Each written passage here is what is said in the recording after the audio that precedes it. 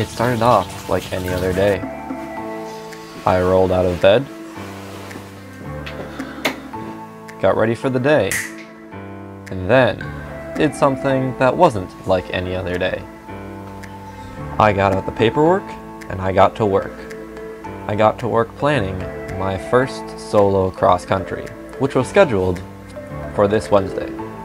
I was all set to fly as long as the weather held up. I threw everything in my backpack and headed off to the airport.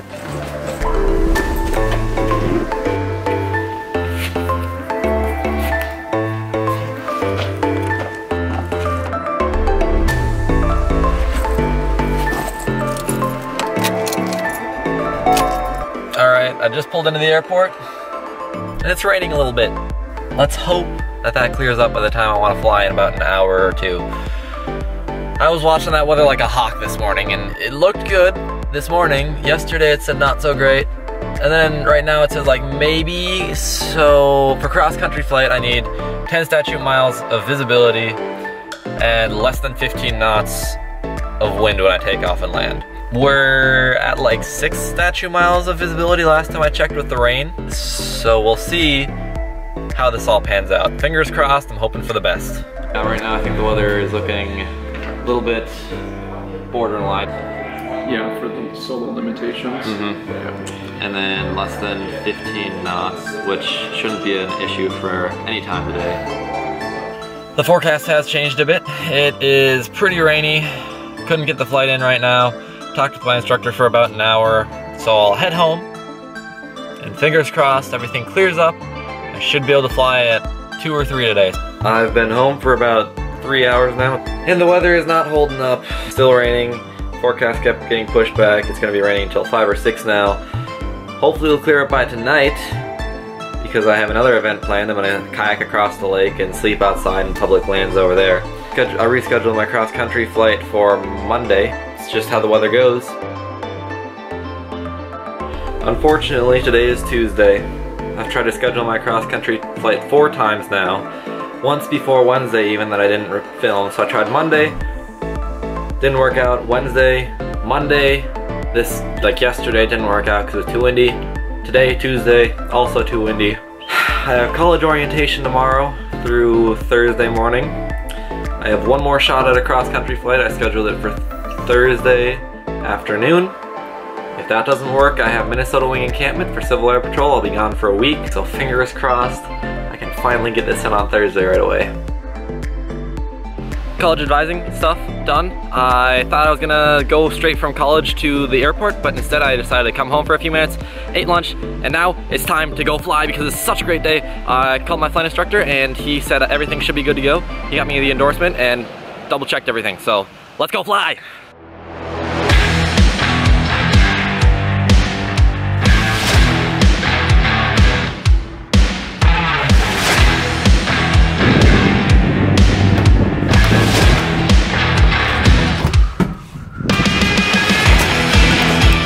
We are. It is now time to pre-flight the airplane. I check all the components, I check the gas, make sure everything is in airworthy order.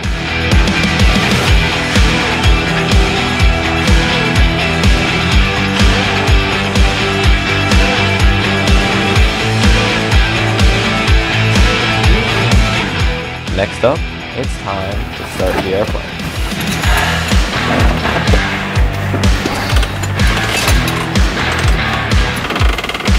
Time to start her up there, mixture rich, try a few times, 1, 2, oh so much easier in warm weather.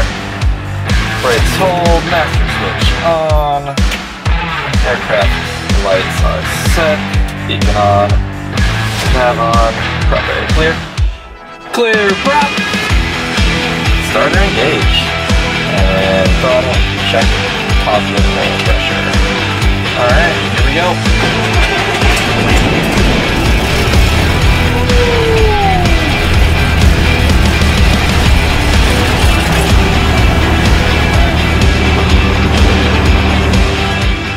After that, I taxi over and do the run-up to make sure everything works well with the engine running.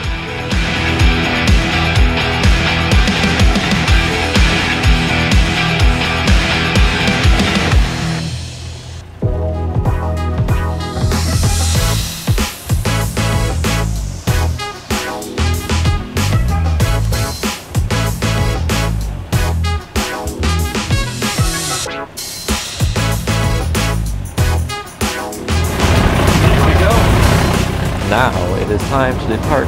Like all the traffic, that's 69006, departing runway 14 northeast.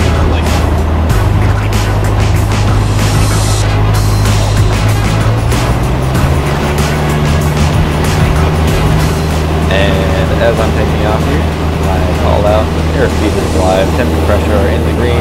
Everything is looking good, a bit of a crosswind, but nothing I can't handle. Before long, I am off and in the air. You can see how happy I was flying solo.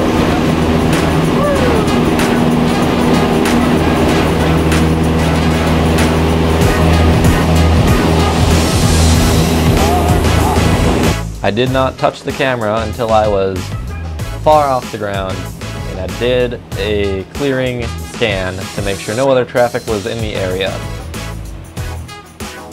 A solo cross country must be 150 nautical miles total. So I have 2 points of landing. I will land at one airport between 50 and 60 nautical miles away, and another which is about 70 nautical miles from that, and about 55 from the first airport. You can see what a great view it was on the way. Now all I have to do is wait as I cruised at about 100 knots ground speed towards the first airport that I land at. It was going really well up until a few hundred feet before the runway. I was coming down, everything was looking great. I hadn't flown in that kind of headwind in a little while. I was getting pushed back a little too much. I forgot to add a little bit of power, so eventually I looked down at my airspeed and realized it is way too slow. I felt myself starting to sink, and I did the 4 C's of a go around. Cram it, climb, clean it, and call it. As this fun little song goes, you can always go around. You can always go around. The second attempt went pretty well. You see me probably overcorrecting a little bit here, but everything is fine. Everything worked well. Got down, it was a safe landing. I adjusted with the wind.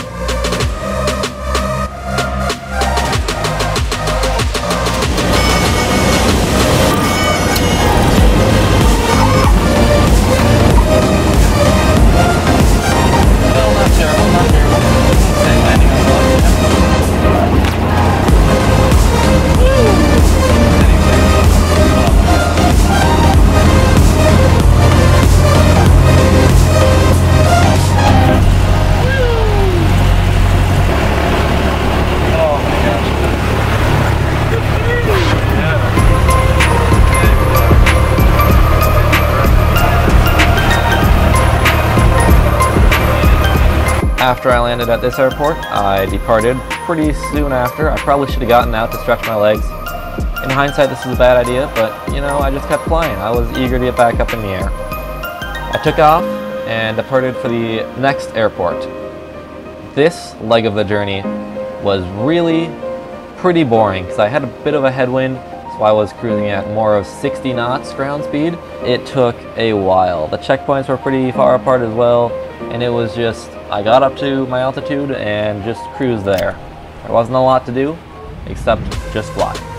Now it's good that this leg was boring though, because that means nothing went wrong. It was a safe flight. I suppose now is a good time to mention the sponsor of today's video, or rather the sponsor of my flight training, and that would be the Ray Foundation. Specifically, I would like to thank Mr. Chuck Ahearn. The Ray Foundation has funded my flight training through my Civil Air Patrol Squadron here in Minnesota. I am so grateful for this opportunity, and I would really just like to take a second to thank them for making this dream come true. Now, back to the flight. I actually forgot to film this landing. Might be a good thing because I was not focused on the camera, but rather the plane and getting it down safely. I was just happy to get to my next destination. When I got there, this was a controlled airspace. I followed the instructions given by ATC and got down safely.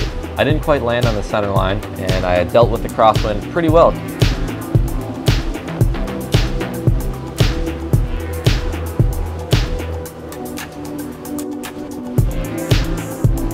This last leg was really fun because it felt like I was almost there. I was getting it done, and I got to pass over a lot of really cool lakes.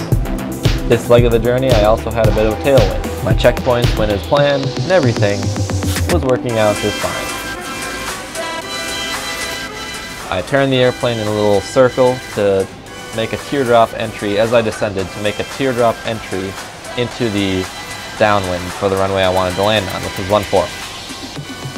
I was coming down just fine, but when I got over the runway, I was floating there for a while. The plane still had not touched down, I don't know, maybe 30 to 50% through the runway.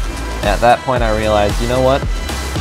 Let's just go around. This doesn't quite feel right, because, you know, if something doesn't look right, as they say, If it don't look right coming down, don't wait until you're sideways, maybe sliding on the ground. You can always go around. the first landing did not work out properly because I think I had turned final too quickly and did not give myself enough time to descend, so I was too high over the runway. The second time I came in for a landing, I fixed everything I needed to, and this one worked much better. Everything looked great down one wheel before the other one, so I did that correctly, and it came out to be a pretty good landing.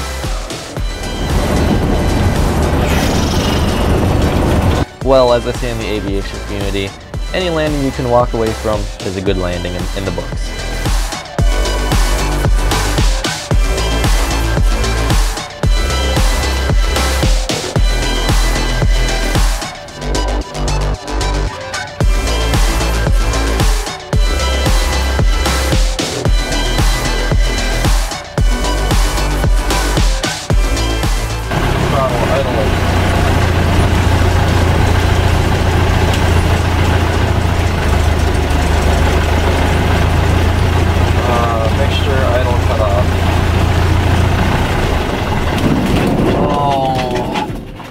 My gosh, magneto's off, aircraft lights off, nav lights on, all switches off, brakes released.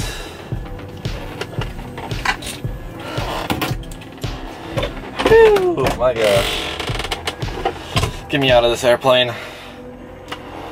That was crazy.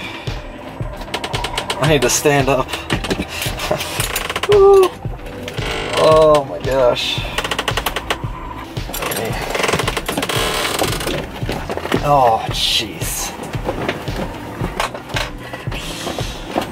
Yeah. Yeah. Oh, that's nice. First cross country solo complete in the bag. That feels great. Well, more or less as good as it can feel. Oh my gosh, I did not think that cross country would be that difficult. I was up in the air for like 3 hours. It's like 90 degrees today. Woo! Oh, actually, yes, the air. I need the air. That's a good point. Yes, please. Oh. Oh! It was a good flight. Just really long, really hot. And that crosswind. That wind, I didn't think 15 knots would be terrible. Really got to me though. But hey, first solo cross country in the bag. Just those tiny airplanes don't have a lot of room to move around and be comfortable in. So yeah, that was pretty exhausting. I'm gonna go home now for a little bit. Glad I got it in. So glad. It is now about a week and a half after I flew that flight. I did go home after that. I packed for Civil Air Patrol encampment. I went to the Civil Air Patrol meeting. The next morning I left for encampment. So yeah, that voiceover I just did a week and a half after the actual flight. I was busy taking pictures and videos. I will link that in the video here. Again, I am so glad I could get that cross country in. Now I really need to study up for that written exam because I need to do that, get my check ride, and I really haven't been studying too much for the written. I've been slacking off on that a little bit, so I have to dedicate myself to that a little more. Again, thank you to the Wright Foundation. Thank you, Chuck Ahearn, for everything you have allowed me to do. I'll see you in whatever the next video may be.